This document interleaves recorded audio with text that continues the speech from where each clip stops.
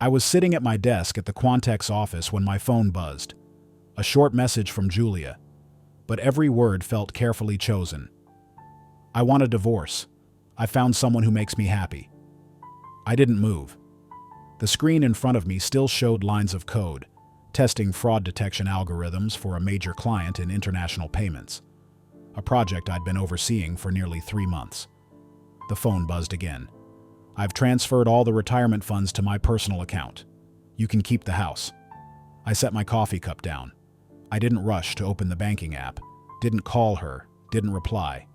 Instead, I switched to the third tab on my monitor, where my personal financial monitoring system was still running. The silver-gray interface displayed 3 cash flow charts. Lines of encrypted warning messages appeared like a fire alarm, a 6-figure withdrawal. Source, our joint retirement account. Destination, a personal account under the name Julia Moreno. Transaction time, 7:41 a.m. 10 minutes before her message came in. The moment the withdrawal was completed, the system I built had automatically flagged it as Level 4 fraud risk. The federal-level countermeasures I integrated kicked in almost instantly. The account was frozen. Alerts were sent to the receiving bank, and a full copy of the transaction log was uploaded to a backup server Julia had no access to. She didn't know I had been tracking every movement of our money, not out of distrust, but out of habit. I never take my eyes off a system, whether it belongs to a client or to me. And this time, that habit saved me. I didn't call her back. I simply opened a new window, logged into the auxiliary risk analysis tool, and started checking if this really was the first time, or just the first time she was bold enough to think I wouldn't notice. If you're wondering how I struck back after that message from my wife, stay with me till the end, because what happens next will definitely surprise you. And don't forget to hit like and subscribe to Cheating and Chaos so you won't miss more true stories that are wilder than TV drama. I stared at the screen like I was watching a scene I'd already seen before. Nothing surprising, nothing unfamiliar. The system was working exactly the way I'd designed it. Over the years, I had kept it updated every 6 months, not because I feared Julia would ever try something like this, but because I knew people can change faster than an outdated algorithm. The auto-response protocol was the part I was proudest of. When the system detects a large withdrawal that bypasses dual verification from an account flagged as joint-owned, it automatically sends a review request to the receiving bank and issues a temporary freeze on all related transactions for 72 hours. The transaction Julia initiated had already been blocked before it reached its destination. I didn't have to lift a finger. Everything was already in place, like a fire door that closes the moment it senses smoke. I opened the detailed log window. The system had recorded 3 more withdrawal attempts from auxiliary accounts within 5 minutes of the first transaction. All of them failed.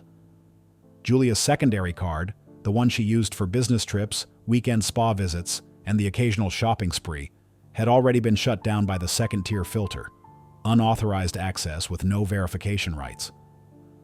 An hour later, my phone buzzed with a security alert from the bank. A withdrawal request had exceeded the threshold limit without dual confirmation. The transaction was suspended. An internal investigation had been triggered automatically under federal regulations protecting retirement assets. Julia would soon find out she no longer had access to any funds under legal protection. I didn't laugh, didn't speak, didn't text or call. I simply moved my mouse to the 4th screen, where the backup system was generating a new report, automatically logging every shared financial document we had. A cup of coffee sat cooling beside me. Outside the window, Austin was calm, the sunlight soft. Everything moved as usual, except that, for the first time in 10 years, the system I built wasn't just protecting a client. It was protecting me from the one person I used to trust the most. I met Julia during our final year of college. She was studying communications, while I was finishing my thesis on optimizing accounting data systems. We were different in almost every way. She was outgoing, confident, the kind of person who could make a stranger feel like an old friend within 3 minutes. I was cautious, quiet, only ever truly comfortable with a spreadsheet or a block of code running exactly as expected. And somehow, that difference was what drew us to each other. Julia once told me I was the safest man she'd ever met. Back then, I took it as a compliment. We got married 2 years after graduation, bought our first house with the savings I'd built up from freelance data analysis gigs for small businesses. Julia started working at a creative marketing firm based in Phoenix. She moved up fast. Her sharp ideas and negotiation skills got her into management before most of her peers. I handled everything on the financial side: joint accounts, investments, tax optimization. Julia never cared about the numbers. She always said if I told her things were fine, that was good enough for her. And for a long time, things really were fine. For nearly 2 decades, I built a solid financial foundation for both of us. The house, the retirement accounts, long-term investments. We lacked nothing. Julia had her business trips and out-of-town conferences, and I had my regular financial checkups, like clockwork. Then the small changes started. I noticed Julia stopped asking about our savings. No more questions about retirement plans. When I brought up increasing our joint investment contributions, she just nodded vaguely, eyes glued to her phone. 3 months ago, over dinner, Julia suddenly asked, "If we had around $800,000 for retirement, would that be enough?" I looked up from my grilled steak and held her gaze a little longer than usual. I told her, "If you count our portfolio and auxiliary funds, it's enough. But retirement's still a long way off." She gave a faint smile and changed the subject. At the time, I thought it was just a random question. Now I know it was the first step in a plan to walk away from a marriage I thought was still perfectly intact. The call came in on Friday morning, just before 11. Her name popped up on the screen like it always did, but this time I didn't rush to answer. I let it ring 3 times before picking up. Her voice had that familiar tone of someone trying to stay calm. She said her credit card wasn't working. She'd tried twice at the hotel front desk, then again while booking a car. Each time it was declined. She asked if I knew what was going on. I stayed silent for a few seconds, eyes fixed on the dashboard of our joint account, which I'd been monitoring since early that morning. Since the system triggered the transaction freeze, not a single payment had gone through. No surprise there. I asked where she was. She said Dallas, like her conference schedule said, but the background didn't sound like a crowded hotel. No elevator chimes, no muffled keynote speeches, just a quiet room and the steady hum of a coffee machine. I'd attended conferences in Dallas more than once. I knew what they sounded like. I said calmly, "The card was declined because the account is under federal fraud review. A withdrawal from the retirement fund was flagged for lacking dual authorization. The bank is required to freeze everything under joint asset protection protocols." Silence on the other end. Then she asked, "How long until it's unlocked?" I said, 5 to 7 business days. Could be longer if they find anything concerning." She hung up. No argument, no explanation, no apology, just a blank space, like the call never happened. I put the phone down and reopened the report I'd been working on. The numbers on the screen kept flowing steadily, unaffected by emotion, unconcerned with who made the withdrawal. The law doesn't feel betrayed, it just responds to violations. And this time, it did exactly that. The weekend passed in silence.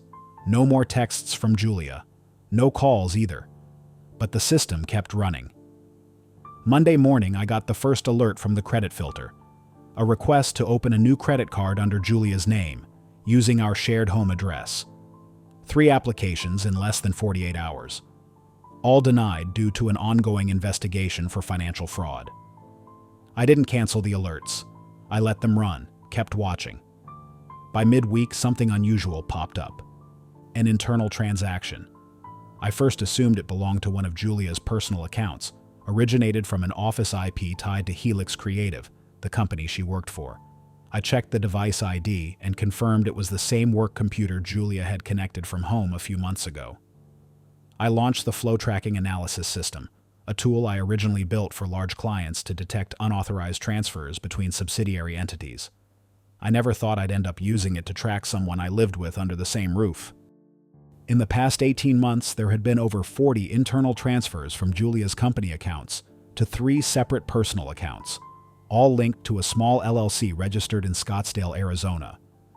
A quick check showed the legal owner of that LLC was Brian Lowell, the creative partner director at Helix.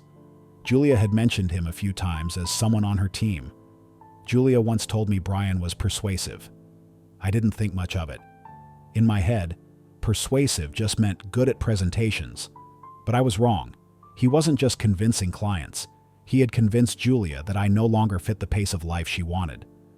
Her sudden business trips lined up with Brian's travel records I later found in the internal hotel booking system. She booked 2 nights in Scottsdale without any meetings scheduled in the company documents. The emails were short, impersonal, with no names, but casually used you and me, like they forgot to stay anonymous. I didn't need more than that. For me, the worst betrayal wasn't in hotel rooms or anonymous messages. It was this. She chose to stand beside someone leading her into criminal behavior, and called it an escape. The truth is, Brian didn't choose Julia for her skills. He chose her for her position, someone who handled budgets, who was trusted, who had approval access, and whose husband never checked his wife's work accounts. Brian played it slow. First, temporary transfers, then off-budget contracts, then content marketing through a partner agency. It was all a front, money flowing out of Helix under the radar.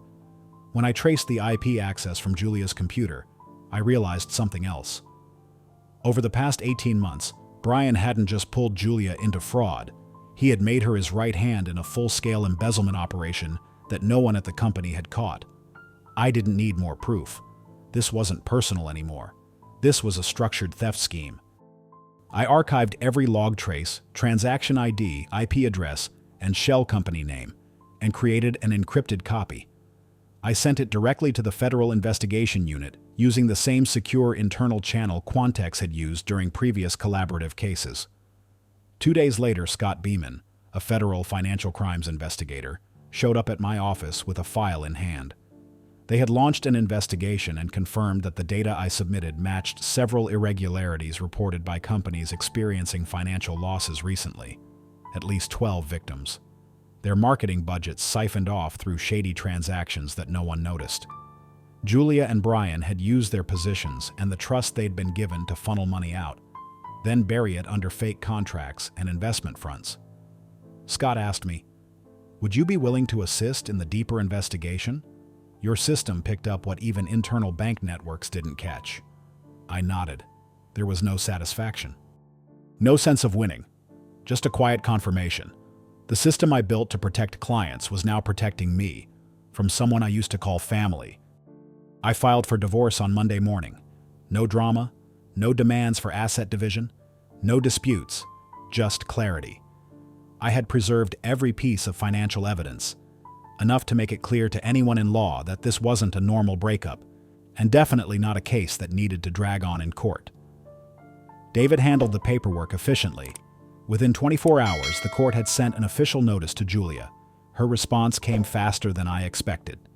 Julia hired Caroline West, a well-known name in Arizona legal circles. Caroline was famous for twisting cases with technical loopholes and emotional narratives.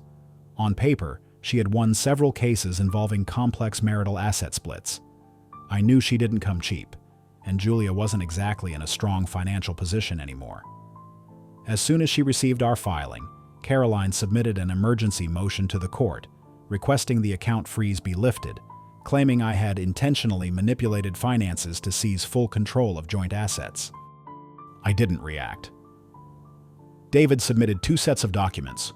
One was a complete log of the flagged transactions, and the other included statements from the bank and federal investigators, confirming the ongoing independent investigation.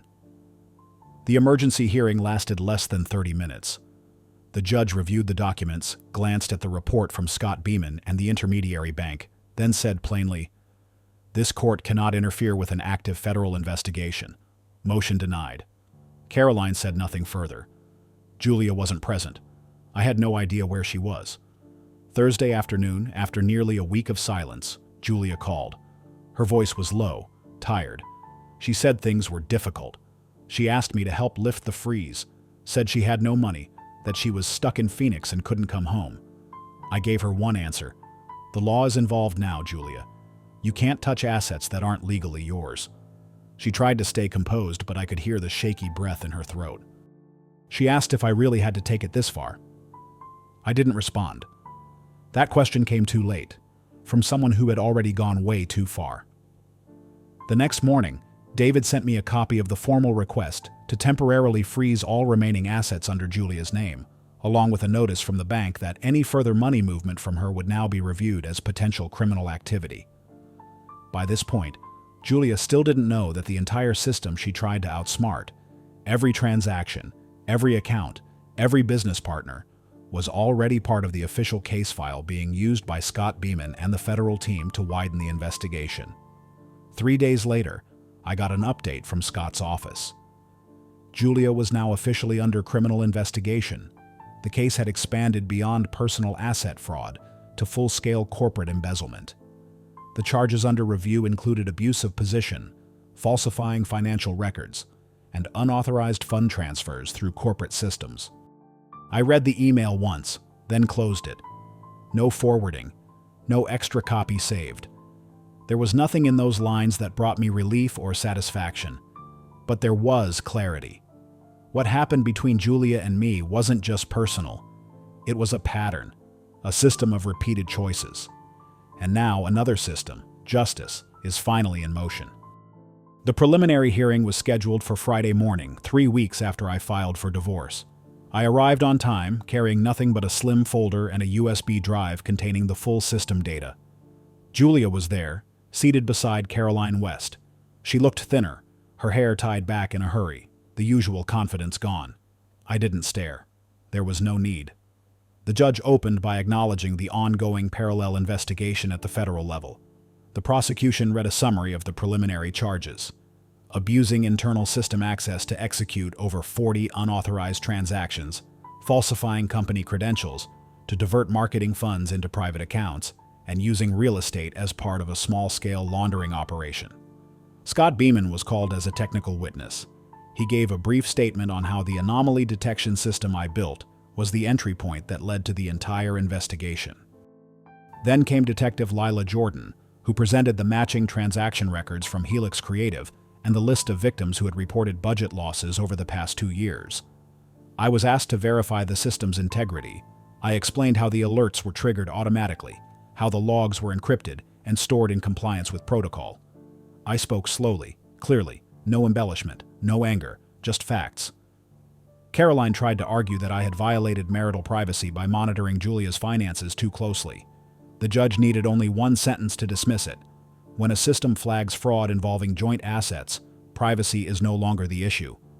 The evidence was overwhelming. Transaction trails, IP addresses, fake contracts, shell companies, all of it detailed in the investigation report. Right there in that courtroom, the federal prosecutor formally filed charges against Julia Moreno and Brian Lowell for federal fraud, illegal fund transfers, conspiracy to launder money, and abuse of position for personal gain. Both were stripped of access to related assets and ordered to be held without bail due to flight risk concerns. I walked out of the courtroom without looking back. In my hands, nothing but the closed file. Everything else had already been recorded by the system, and this time, not to protect the data, but to protect the truth. The preliminary hearing was scheduled for Friday morning, 3 weeks after I filed for divorce. I arrived on time, carrying nothing but a slim folder and a USB drive containing the full system data. Julia was there, seated beside Caroline West. She looked thinner, her hair tied back in a hurry, the usual confidence gone. I didn't stare. There was no need. The judge opened by acknowledging the ongoing parallel investigation at the federal level. The prosecution read a summary of the preliminary charges: abusing internal system access to execute over 40 unauthorized transactions, falsifying company credentials to divert marketing funds into private accounts, and using real estate as part of a small-scale laundering operation. Scott Beeman was called as a technical witness. He gave a brief statement on how the anomaly detection system I built was the entry point that led to the entire investigation. Then came Detective Lila Jordan, who presented the matching transaction records from Helix Creative and the list of victims who had reported budget losses over the past 2 years. I was asked to verify the system's integrity. I explained how the alerts were triggered automatically, how the logs were encrypted and stored in compliance with protocol. I spoke slowly, clearly, no embellishment, no anger, just facts. Caroline tried to argue that I had violated marital privacy by monitoring Julia's finances too closely. The judge needed only one sentence to dismiss it. When a system flags fraud involving joint assets, privacy is no longer the issue. The evidence was overwhelming. Transaction trails, IP addresses, fake contracts, shell companies. All of it detailed in the investigation report.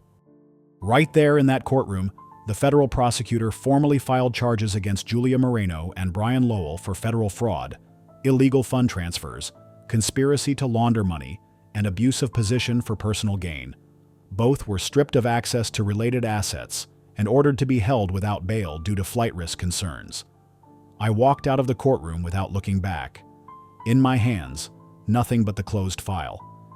Everything else had already been recorded by the system, and this time, not to protect the data, but to protect the truth. The sentence was handed down at the end of March. Julia received 18 years in prison with no chance of parole for the first 10. Brian got 9 years.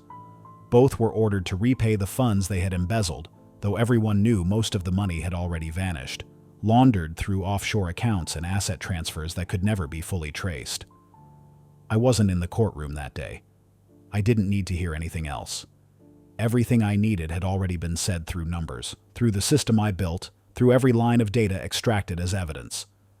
Julia was no longer a variable I needed to manage. I sold the old house in Austin mid-spring. Market price, no regrets. 22 years of memories packed into 3 cardboard boxes and 1 encrypted hard drive. I moved to Denver, Colorado, a new city. No one knew my name. No one cared what had happened. There were no old maps leading back to places once shared with someone else. I started teaching. A small course on corporate fraud detection at a local community college. Most of my students were working professionals, people who had been burned in their jobs, people who'd trusted the wrong person. I didn't tell them my story. I just gave them real-world case studies, walked them through the process, and let them see for themselves how systems could close the gaps people leave open. Every now and then, I got letters. Yellow paper, slanted handwriting. Julia wrote from the federal prison. Sometimes they were just lines of apology. Sometimes quiet updates about the passing days. Once she mentioned she was considering cooperating to reduce her sentence. I never replied. Not out of anger. I just no longer had a reason to reconnect what had already been severed. I keep the letters in a locked drawer, not to preserve them, but as proof that sometimes silence is its own answer. 3 years after everything ended, I still get up early. Still make coffee the same way. Still check the dashboard every morning out of habit. But now, there's nothing to worry about. No one's trying to drain an account.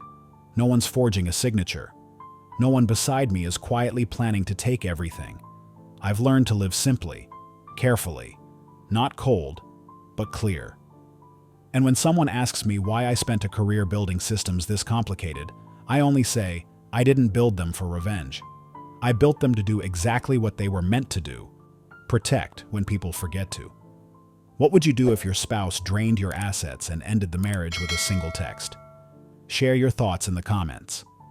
If this story made you pause for a moment, hit that like button, subscribe to the channel, and turn on the bell, because we've got more real-life revenge stories that hit harder than any drama series.